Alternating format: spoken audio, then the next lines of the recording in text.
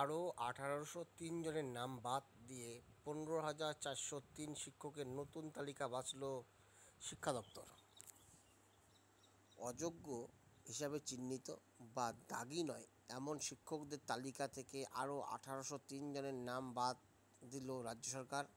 নতুন করে করা হলো ১৫,৪০৩ জনের শিক্ষকের নামের তালিকা। সেই তালিকা অনুযায়ী ইতিমধ্যে জেলায় জেলায় পাঠিয়ে দেওয়া হয়েছে বলে স্কুল সার্ভিস কমিশন সূত্রের খবর। নতুন তালিকার ভিত্তিতেই আগামী দিনে আইনি কার্যকলাপ এগোনোর কথা ভাবা হচ্ছে। প্রশ্ন উঠছে, তবে কি যোগ্যদের তালিকা অবশেষে চূড়ান্ত করল রাজ্য সরকার? ২০১৬ সালের নিয়োগ প্রক্রিয়ার প্যানেল বাতিল করার নির্দেশ দিয়েছিল সুপ্রিম কোর্ট। তার ফলে চাকরি গিয়েছে ২৫,৭৩৫ জনের। এদের মধ্যে শিক্ষক শিক্ষিকার সংখ্যা প্রায় ১৯,০০০, ১৮,৪১৮। এদের মধ্যে যারা দাগি তাদের নাম বাদ দিয়ে ১৭,২০৬ জন শিক্ষক শিক্ষিকার তালিকা তৈরি করা হয়। গত ১৭ই এপ্রিল সুপ্রিম কোর্ট সেই তালিকা জমা দেয় মধ্যশিক্ষা পর্ষদ। ১৭ই এপ্রিল ১৭,২০৬ জনকে দাগি নন বলে চিহ্নিত করা হয়। তাদের আপাতত স্কুলে যেতে দেওয়ার আর্জি জানায় পর্ষদ। আদালত সেই আবেদনে সাড়া দিয়ে জানিয়েছেন, অযোগ্য নন এমন শিক্ষক শিক্ষিকারা ৩১ ডিসেম্বর পর্যন্ত স্কুলে যেতে পারবেন এবং বেতন পাবেন। ছাত্রছাত্রীদের পঠন পাঠনের সমস্যার কথা ভেবে এই নির্দেশ দিয়েছিল শীর্ষ আদালত।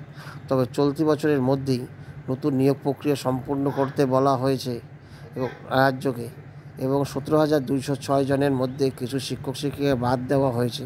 তাদের ওএমআর শিট বা উত্তরপত্র একাধিক বিষয়ে সমস্যা রয়েছে বলে জানতে পেরেছেন দর্শক। ফলে আরও ১৮০৩ জনকে বাদ দিয়ে নতুন করে তালিকা তৈরি করা হয়েছে। এই তালিকা মঙ্গলবার রাত থেকেই জেলায় জেলায় ডিআই দপ্তরে পাঠানো হয়েছে বলে সূত্রের খবর। যোগ্য অযোগ্য তালিকা প্রকাশের দাবি নিয়ে এসএসসি দপ্তরে অবস্থানে বসেছেন চাকরিহারারা। গত দুদিন ধরে বিক্ষোভ আন্দোলন চলছে। এসএসসি দপ্তর ঘেরাও করে রেখেছেন তারা। রাতভর ভেতরে আটক ছিলেন কমিশনের চেয়ারম্যান। পুলিশের সঙ্গে চাকরিহারাদের ব্যাপক ধস্তাধস্তি হয়। চাকরিহারাদের প্রতিনিধিদের সঙ্গে বৈঠকের পর শিক্ষামন্ত্রী ব্রাত্য বসু জানিয়েছেন, ২ সপ্তাহের মধ্যে সেই তালিকা প্রকাশ হবে। ২১ এপ্রিল সেই ২ সপ্তাহ সময়সীমা শেষ হতেই তালিকার দাবিতে কমিশনের দপ্তরের সামনে অবস্থান শুরু করেন চাকরিহারারা। তারপরেই আন্দোলনের ধস্তাধস্তির পর্যায়ে পৌঁছায়। রাতে এসএসসি জানিয়েছেন, আইন মেনে তারা কাজ করবে, সুপ্রিম কোর্টের নির্দেশে নড়চড় হবে না। সুপ্রিম কোর্টের নির্দেশ মাফিক যারা বেতন পাচ্ছেন কেবল তারাই বেতন পাবেন এবং চাকরি করবেন। তালিকা প্রকাশের বিষয়ে কিছু না বলায় অসন্তোষ আরও বাড়ে। দুদিন ধরে নিজের দপ্তরে আটকে থাকার পর বুধবারেই ছাড়া পান এসএসসি চেয়ারম্যান সিদ্ধার্থ মজুমদার।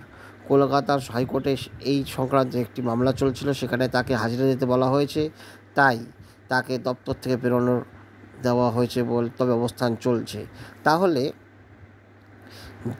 যাদের ওএমআর শিট বা উত্তরপত্র সহ একাধিক বিষয়ে সমস্যা রয়েছে বলে জানতে পেরেছে পর্ষদ, তার ফলে আরও ১৮০৩ জনকে বাদ দিয়ে নতুন করে তালিকা তৈরি করল এসএসসি।